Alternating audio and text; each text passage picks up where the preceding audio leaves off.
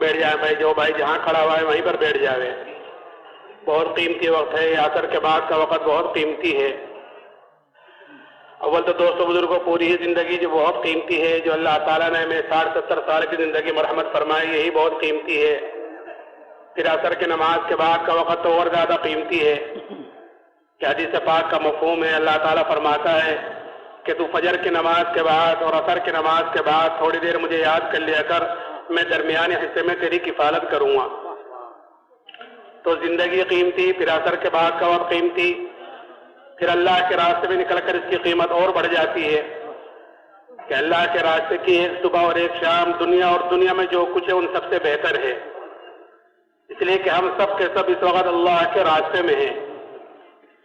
لیکن وقت یہ بہتر جب بنے گا اور یہ قیمتی وقت جب بنے گا جب ہم اس وقت کو قیمتی بنائیں گے.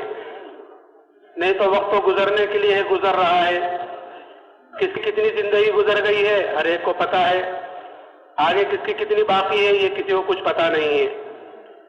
اس لیے حدیث پاک کا مفہوم ہے کہ سورج جب روزانہ نکلتا ہے تو وہ یہ اعلان کرتا ہے کہ ابن آدم تجھے جو عمل کرنا ہو کر لے، تیری زندگی میں پھر یہ دن کبھی نہیں آئے گا واپس، کہ جو وقت گزر گیا، جو گھڑی گزر گئی، اب وہ کسی قیمت پر بھی واپس نہیں آنے والی ہے. اور آگے کس کی کتنی باقی ہے یہ کسی کو کچھ پتا نہیں ہے. اس لیے ہم اپنی زندگی کو قیمتی بناویں دوستو بزرگوں، عملوں کے اندر لگ کر. اعمال وہ ہوتے ہیں کہ انسان جو 24 گھنٹے کی زندگی میں جو کام کرتا ہے وہ اس کے اعمال کہلاتے ہیں. یہ اعمال ہمارے بدن سے نکلنے والے صحیح ہو جائیں، اس کے لیے یہ ساری محنت ہے کہ ہمارے بدن سے نکلنے والے 24 گھنٹے کے جو اعمال ہیں، کھانے پینے کا عمل، سونے جاگنے کا عمل، شادی بیاہ کا عمل، تجارت کا، ملاقاتوں کا، جہاں آدمی جو کام کر رہا ہے وہ اس کے اعمال کہلاتے ہیں. کہ یہی اعمال غیر بھی کرتے ہیں، جیسا کام غیر بھی کر رہے ہیں، اور یہی چیز مسلمان بھی کر رہا ہے. فرق اتنا ہے اس کے اور ہمارے کام میں، ان کے اور ہمارے اعمال میں، کہ ہمیں اعمال کا طریقہ بتلایا گیا ہے کہ جناب رسول اللہ صلی اللہ علیہ وسلم کے زندگی گزارنے کا جو طریقہ لے کر آئے ہیں کہ وہ طریقہ، کہ اس طریقے کے مطابق ہماری زندگی ہو جائے، یہ ہمیں بتلایا گیا ہے. لقد کان لکم فی رسول اللہ اسوۃ حسنہ، کہ تمہارے لیے زندگی گزارنے کا جو بہترین نمونہ ہے وہ تمہارے پیارے نبی کی زندگی ہے، کہ کل قیامت کے دن ہر ایک کو ہم اس نمونے کے مطابق دیکھیں گے. تو اس لیے میرا محترم بزرگوں دوستو، ہمیں اپنے اعمال کو صحیح کرنا ہے نبی کے طریقے کے مطابق چل کر. دوستو بزرگوں، بات یہ ہے کہ اللہ تعالیٰ نے ہر انسان کے ساتھ 2 نسبتیں لگا رکھی ہیں. ہر انسان کے ساتھ 2 نسبتیں لگی ہوئی ہیں، اور نسبت جتنی بڑی ہوتی ہے، نسبت جتنی اونچی ہوتی ہے، ذمہ داری بھی اتنی ہی بڑی ہوتی ہے، اتنی ہی اونچی ہوتی ہے. مثال کے طور پر ایک آدمی ہے، اس کا ایک بیٹا ہے، وہ درزی ہے، تو بیٹے کی نسبت باپ کی طرف درزی کی حیثیت سے ہے کہ درزی کا بیٹا ہے، تو اس بیٹے کے اوپر جو ذمہ داری آئے گی وہ اس کے اعتبار سے آئے گی. کوئی انجینئر ہے، کوئی ڈاکٹر ہے، کوئی وکیل ہے، کوئی دھوبی ہے، اس کا بیٹا ہے تو اس کی نسبت اس کی طرف لگائی جائے گی کہ دھوبی کا بیٹا ہے، درزی کا بیٹا ہے، وکیل کا بیٹا ہے، تو نسبت اس کی طرف لگی ہوئی ہے. تو اس بیٹے کے اوپر جو ذمہ داری آئے گی وہ اس کے اعتبار سے آئے گی کہ جتنی اونچی نسبت، جتنی بڑی نسبت ہوتی ہے. ایسے ہی ایک لڑکا کہ بادشاہ کا بیٹا ہے تو اس کی نسبت بادشاہ کی طرف کی گئی ہے کہ بادشاہ کا بیٹا ہے، شہزادہ ہے، تو یہ بڑی نسبت ہے. تو اس کے اوپر جو ذمہ داری آئے گی وہ پورے ملک کے اعتبار سے آئے گی. بادشاہ کا بیٹا ہے، نسبت بڑی ہے. میں نے عرض کیا کہ نسبت جتنی بڑی ہوتی ہے ذمہ داری بھی پھر اتنی ہی بڑی ہوتی ہے. تو ہر انسان کے ساتھ 2 نسبتیں لگی ہوئی ہیں. جب وہ پیدا ہوا اس وقت سے لے کر کہ فوراً اس کے ساتھ 2 نسبتیں آ گئی ہیں. کہ پہلی نسبت کہ سب سے پہلے یہ انسان اللہ کا بندہ ہے، عبداللہ، کہ ہر انسان سب سے پہلے اللہ کا بندہ ہے، کہ اللہ کا بندہ ہونے کے ناطے جو اس کے اوپر ذمہ داری آئی ہے کہ یہ انسان اپنی ذات سے دیندار بن کر زندگی گزارے، کہ میری زندگی میں کیسے دین آئے اس کی فکر کرے. کہ بندہ سچا بندہ بن کر زندگی گزارے، کہ نسبت لگی ہوئی ہے اللہ کی کہ ہر انسان اللہ کا بندہ ہے۔ دوسری نسبت کہ ہر انسان جناب رسول اللہ صلی اللہ علیہ وسلم کا امتی ہے۔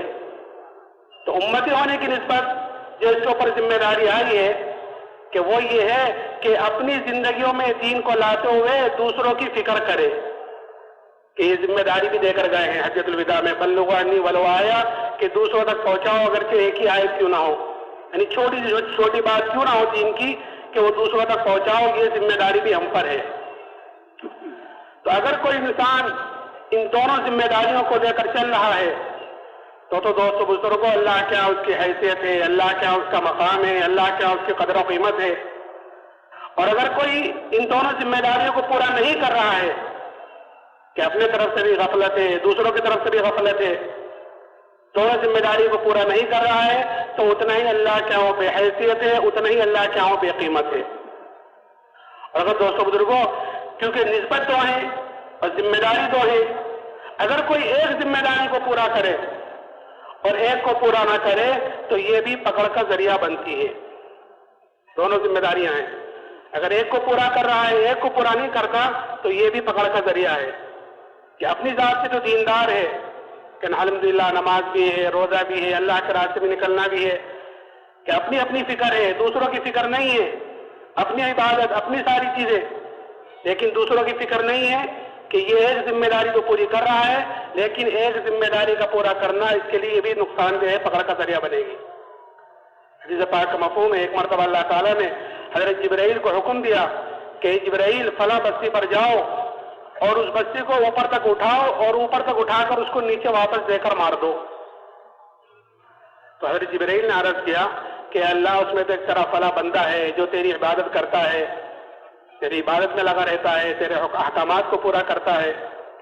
تو اللہ نے فرمایا کہ اس کے سمیت اس بستی کو اٹھاؤ اور اس کے سمیت پٹک دو۔ کیوں؟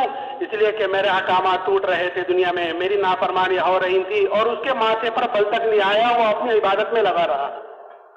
یعنی ایک ذمہ داری اسے پوری کی کہ اپنی ذات سے تو دیندار تھا کہ اس کے سمیت اس بستی کو اٹھاؤ اور اس کے سمیت پٹک دو، تو ایک ذمہ داری تو پوری کر رہا تھا۔ اچھا، اگر کوئی دوسروں ہی کے لیے ساری چیزیں ہوں، ساری دعوت، سارے مشورے، سارے اصول، ساری چیزیں، ساری تقاریر دوسروں ہی کے لیے، اور اپنے طرف سے غفلت برتے، اپنی زندگی دین سے دور ہو، عبادات سے دور ہو، تو پھر یہ بھی پکڑ کا ذریعہ بنے گی، باوجود اس کے کہ وہ ایک ذمہ داری پوری کر رہا ہے کہ تقاریر کے ذریعے یا دوسری چیزوں کے ذریعے کہ اپنی بات دوسروں تک پہنچا رہا ہے، یعنی دین کی بات پہنچا رہا ہے، لیکن خود عمل سے خالی ہے، تو یہ بھی پکڑ کا ذریعہ بنے گی۔ حدیث پاک کا مفہوم ہے کہ جب جنتی جنت میں چلے جائیں گے اور دوزخی دوزخ میں چلے جائیں گے تو بعض اہل جنت اہل دوزخ سے جا کر پوچھیں گے کہ تم دوزخ میں کیسے آ گئے ہو؟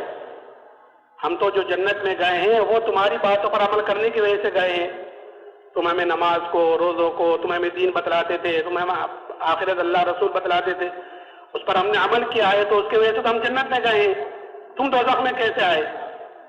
تو وہ کہیں گے کہ ہم تم کو تو کہتے تھے لیکن خود عمل نہیں کرتے تھے۔ ایک ذمہ داری تو پوری کر رہے تھے کہ دوسروں تک تو بات پہنچا رہے تھے، لیکن خود کی زندگی عمل سے خالی تھی۔ اس لیے میرے محترم بزرگوں، دوستوں، ہمیں ان دونوں ذمہ داریوں کو ساتھ لے کر چلنا ہے۔ اس میں سب سے پہلی جو ذمہ داری ہے کہ انسان سب سے پہلے اپنے دین کے طرف سے فکر مند ہو کہ میری زندگی میں دین کیسے آوے۔ اور دوست بزرگوں، دین آتا ہے زندگیوں میں یقین کے راستے سے، کہ جیسے اس کے اندر کا یقین ہوگا اس کے بدن سے نکلنے والے اعمال ویسے ہوں گے۔ اگر اندر کا یقین بنا ہوا ہوگا تو بدن سے نکلنے والے اعمال اس کے اعتبار سے ہوں گے، اور اگر خدا نخواستہ اندر کا بگاڑ ہوا، اندر یقین کی خرابی ہوئی، تو پھر بدن سے نکلنے والے اعمال اس کے اعتبار سے ہوں گے۔ تو اس لیے ہمیں بنیادی طور پر سب سے پہلے اپنے ایمان پر محنت کرنی ہے، یعنی اپنے اندر کے یقین کو بنانا ہے کہ ایمان پر محنت۔ آج حالانکہ ایمان یہ اللہ نے ہمیں سب سے بڑی نعمت مرحمت فرما رکھی ہے، سب سے بڑی نعمت جو ہمیں اللہ نے مرحمت فرمائی ہے وہ ایمان کی دولت ہے۔ انعامات تو اللہ تعالیٰ کے بے شمار ہیں کہ قرآن کہتا ہے وَإِن تَعُدُّوا نِعْمَتَ اللَّهِ لَا تُحْصُوهَا، کہ اللہ تعالیٰ کے انعامات تو اتنے ہیں کہ اگر تم اللہ کی نعمتوں کو گننا چاہو، شمار کرنا چاہو، تو تم اللہ کی نعمتوں کو گن نہیں سکتے، شمار نہیں کر سکتے۔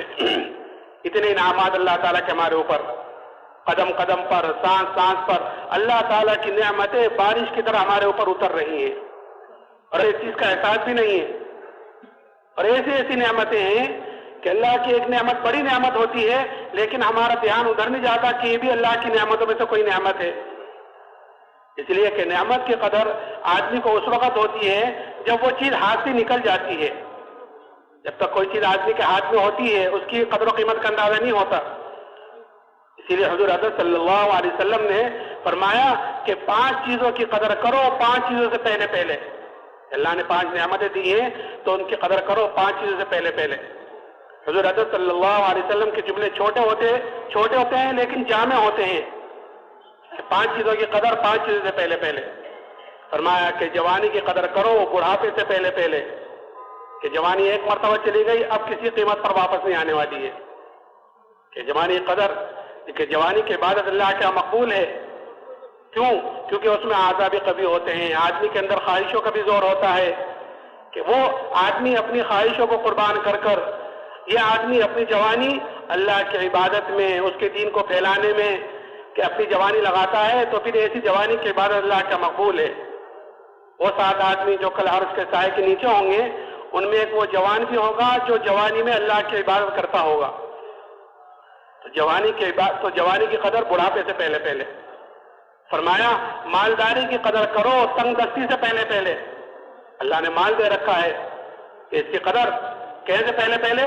کہ تنگ دستی سے پہلے پہلے، کہ اللہ میں مال تھا کہ صدقہ خیرات بیواؤں پر، یتیموں پر، مسکینوں پر، مدرسوں میں، ضرورت مندوں میں کہ خرچ کر سکتا تھا، لیکن کہ خرچ نہیں کیا، بخل دکھلایا کہ اب کوئی آفت آ گئی، کوئی مصیبت آ گئی مال پر کہ وہ سارا ختم ہو گیا۔ تو مالداری کی قدر تنگ دستی سے پہلے پہلے، اور خالی اوقات کی قدر کرو مشغولی سے پہلے پہلے۔ اللہ نے اوقات دے رکھے ہیں کہ ان کی قدر کرو مشغولی سے پہلے پہلے، کہ ان کی قدر کیا ہے؟ مثال کے طور پر آپ اللہ کے راستے میں نکلتے ہیں، اس وقت ماشاءاللہ ایک بڑا مجمع اللہ کے راستے میں نکلے گا کل دعا کے بعد، اللہ آپ حضرات کے نکلنے کو قبول فرماوے اور اللہ ہم سب کی بہترین تربیت فرماوے۔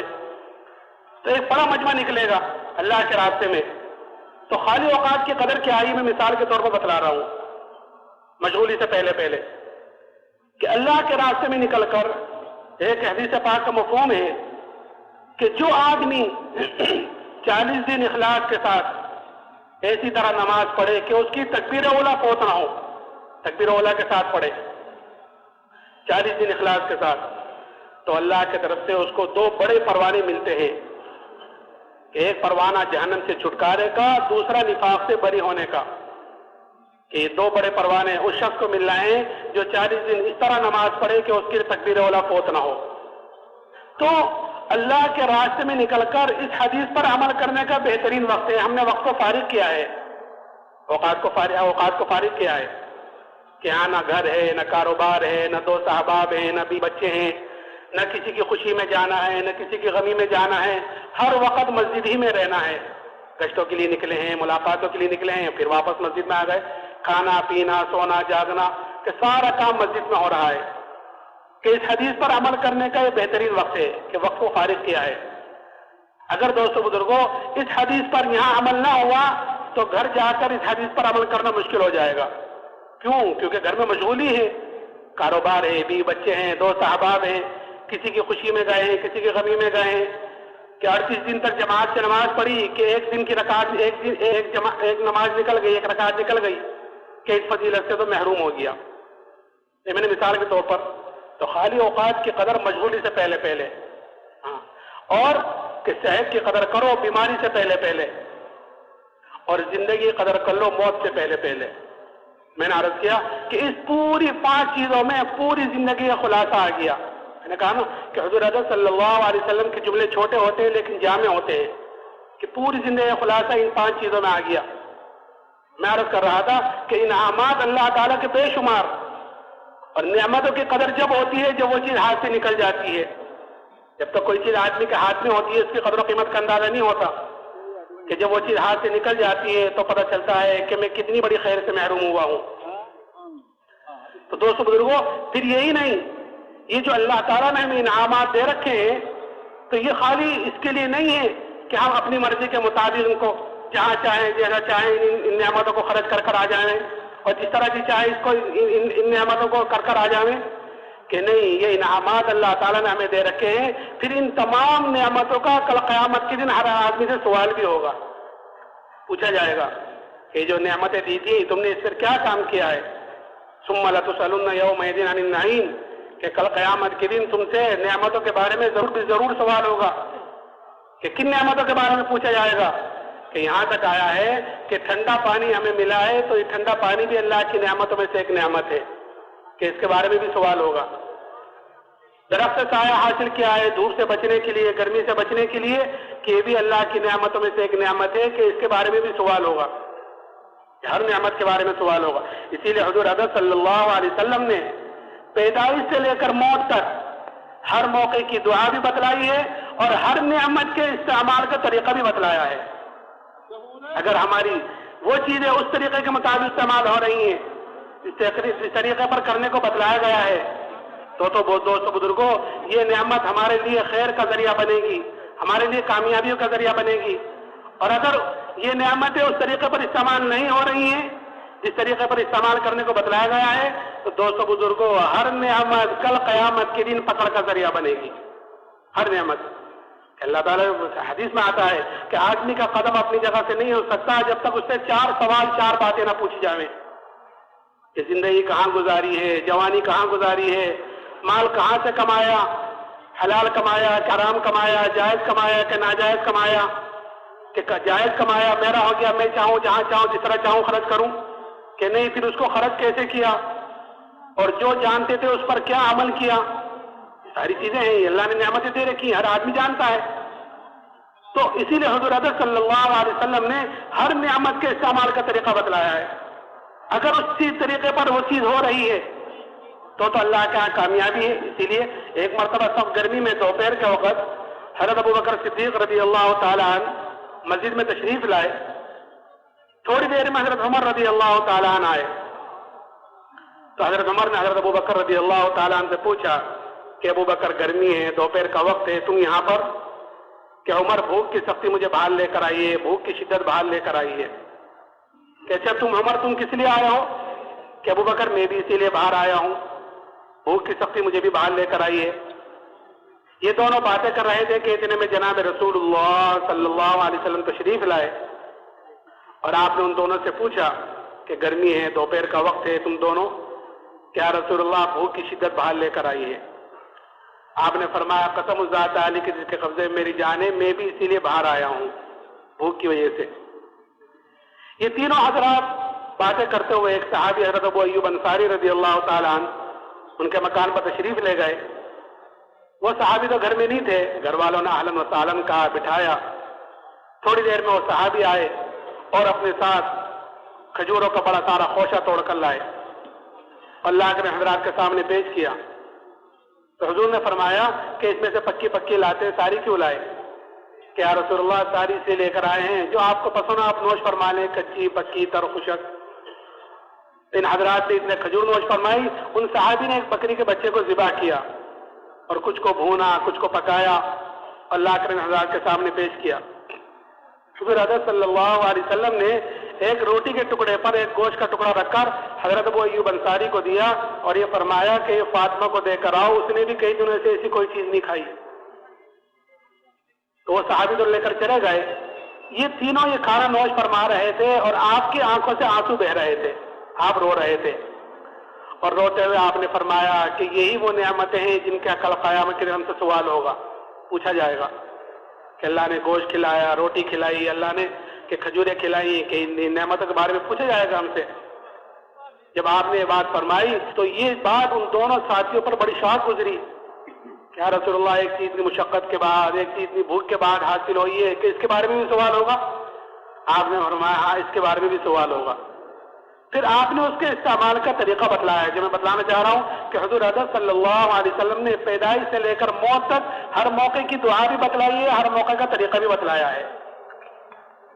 پھر آپ نے فرمایا کہ جب شروع کرو تو بسم اللہ پڑھ کر شروع کرو، اور جب کھا چکو تو الحمدللہ الذی هو اشبعنا وانا مارنا وافضل پڑھ لو گے تو پھر اس نعمت کی پکڑ سے بچ جاؤ گے۔ تو میرے محترم بزرگوں دوستوں، عرض کر رہا تھا کہ انعامات اللہ تعالیٰ کے بے شمار ہیں، لیکن ان تمام نعمتوں میں جو سب سے بڑی نعمت اللہ تعالیٰ نے مجھے اور آپ کو مرحمت فرمائی وہ ایمان کی دولت ہے، اس لیے کہ اللہ نے کامیابی ناکامی کا دار و مدار کہ دنیا کی کسی چیز پر نہیں رکھا ہے، ان نعمتوں میں سے کسی پر نہیں رکھا ہے کہ اکثریت میں ہوں گے، یا آپ اسباب زیادہ ہوں گے، یہ تجارت اچھی ہوگی، یا اور چیزیں آپ کے پاس زیادہ ہوں گی، یہ نعمتیں زیادہ ہوں گی تو کامیاب ہوں گے، اور یہ چیزیں نہیں ہوں گی تو ناکام ہوں گے، کہ اس پر کامیابی ناکامی نہیں رکھی ہے۔ اللہ تعالیٰ نے کامیابی ناکامی کا دار و مدار کہ ایمان اور اعمال صالحہ پر رکھا ہے۔ کامیابی ناکامی کامیابی کی ضمانت ہے ایمان اور اعمال صالحہ، کہ ایمان کے بغیر تو کوئی عمل قابل قبول ہے ہی نہیں، اور ایمان اعمال صالحہ نہیں ہے تو پھر کل قیامت کے دن اس کی سزا بھگتنی پڑے گی، نہیں تو اللہ غفور الرحیم ہے، اللہ معاف کر دے تو پھر اسے کون پوچھنے والا ہے۔ تو ہمیں اللہ نے جو سب سے بڑی نعمت دی ہے وہ ایمان کی دولت ہے۔ اللہ ہمیں اس ایمان کی قدر کرنے کی توفیق عطا فرمائے۔ آج دوستو بزرگوں، مسلمانوں کے اندر سے اس ایمان کی قدر و قیمت ختم ہو گئی، اور ختم کیوں ہوئی ہے؟ کہ ختم اس لیے ہو گئی ہے کہ جو چیز آدمی کو بغیر محنت کے، بغیر مجاہدے کے، بغیر قربانیوں کے جو چیز آدمی کو چیز ملتی ہے، آدمی کے اندر اس کی قدر و قیمت کم ہوتی ہے، بلکہ اس کے جو چیز آدمی محنت کر کر حاصل کرتا ہے، کہ جس چیز پر آدمی کا جان مال وقت لگتا ہے کہ اس کی قدر و قیمت زیادہ ہوتی ہے، اور جو چیز آدمی کو بغیر محنت مل جاتی ہے، جیسے کوئی وراثت میں کوئی چیز مل جاتی ہے، جیسے بچے کو، لڑکے کو وراثت میں، باپ کی وراثت میں کوئی چیز مل گئی، تو وہ قدر و قیمت اس کے اندر نہیں ہوگی جو محنت کر کر حاصل کرے گا۔ تو ایمان کیونکہ ہمیں بغیر محنت کے ملا ہوا ہے کہ وراثت میں، کہ خاندان مسلمان، دادا پردادا مسلمان، باپ مسلمان، ہم مسلمان گھر میں پیدا ہوئے، الحمدللہ ہم بھی مسلمان، اس لیے ہمارے اندر اس ایمان کی قدر و قیمت کم ہے۔ اسی لیے حضور اقدس صلی اللہ علیہ وسلم نے ایمان والے کی قدر و قیمت بتلائی، اور یہ ایمان والے کی قدر و قیمت صحابہ کے اندر اتاری، کہ کیا قدر بتلائی؟ کہ یہ قدر بتلائی کہ جب تک ایمان والا اس دنیا میں موجود رہے گا، اللہ کی ہاں تمہاری یہ قدر ہے کہ جب تک اللہ اللہ ایک بھی کہنے والا موجود رہے گا، یعنی ایمان والا رہے گا، کہ اللہ تعالیٰ اس سات و زمین آسمان کے نظام کو باقی رکھے گا ایک ایمان والے کی وجہ سے۔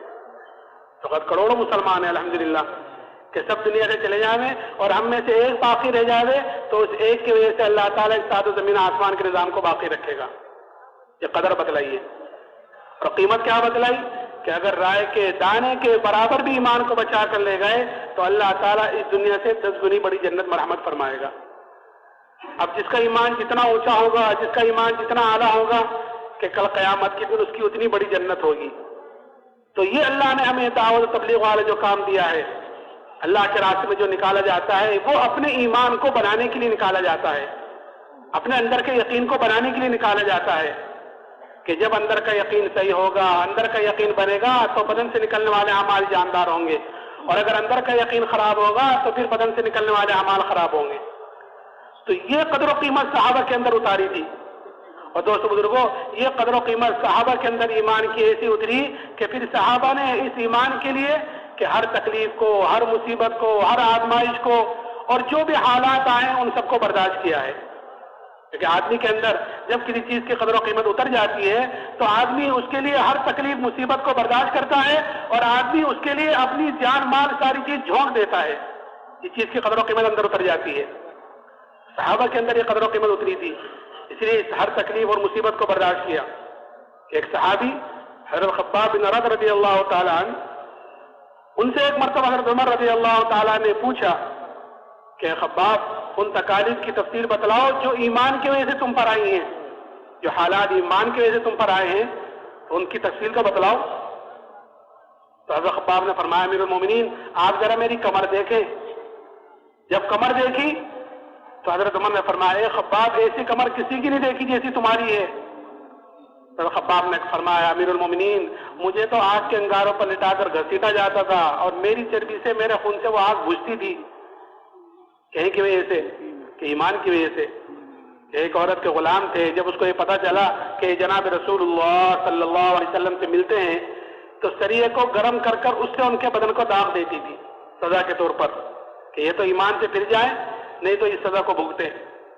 لیکن جیسے میں نے کہا آدمی کے اندر جب کسی چیز کی قدر و قیمت اتر جاتی ہے تو پھر آدمی اس کے لیے تمام حالات سے لڑ لیتا ہے، تمام پریشانیوں سے، دشواریاں کہ اس کے لیے برداشت کرنا آسان ہو جاتا ہے جس کی قدر و قیمت اندر اتر جاتی ہے.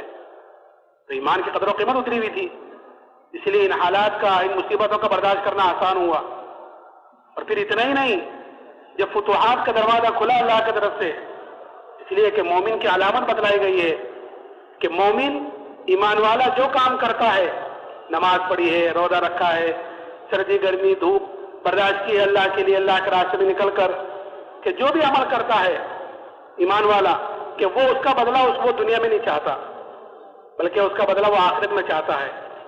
اس لیے کہ اس کو پتا ہے دنیا میں جو ملے گا وہ تھوڑا ملے گا اور وقتی ملے گا، آخرت کے اعتبار سے تھوڑا اور وقتی کہ موت تک.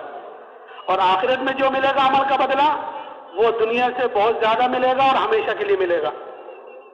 اس لیے مومن اپنے نیک عمل کا بدلہ دنیا میں نہیں چاہتا، اور جو کام کرتا ہے کہ وہ اپنے اللہ کو راضی کرنے کے لیے کرتا ہے. کوئی دیکھ رہا ہے نہیں دیکھ رہا ہے، کوئی خوش ہے نہ خوش ہے، کہ اس کی پرواہ نہیں ہے کہ میرا اللہ مجھ سے راضی ہو جائے یہ اصل ہے، اس کے لیے کام کرتا ہے. ہاں کہ اللہ کے معاملے میں کسی کی نہیں سنتا، میں تو اللہ کے لیے کر رہا ہوں. میں اپنی شادی بیاہ کہ میں تو مجھے طریقہ بتلایا گیا ہے جناب رسول اللہ صلی اللہ علیہ وسلم کا کہ میں اس طریقے کے مطابق کر رہا ہوں، کہ میں زندگی گزار رہا ہوں اس طریقے کے مطابق کہ جس طریقے پر مجھے طریقہ زندگی گزارنے کو بتلایا گیا ہے. چاہے کوئی کچھ بھی کہتا رہے مجھے اس کی کوئی پرواہ نہیں ہے کہ اللہ کا حکم ہے. ما آتاکم الرسول فخذوہ وما نہاکم عنہ فانتہوا، کہ جو کچھ تم کو تمہارے پیارے نبی صلی اللہ علیہ وسلم لے اسے لے لو اور جس سے روکے اس سے رک جاؤ.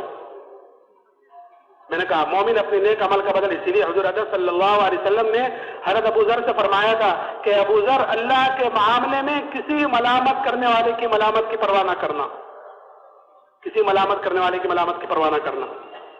تو مومن اپنے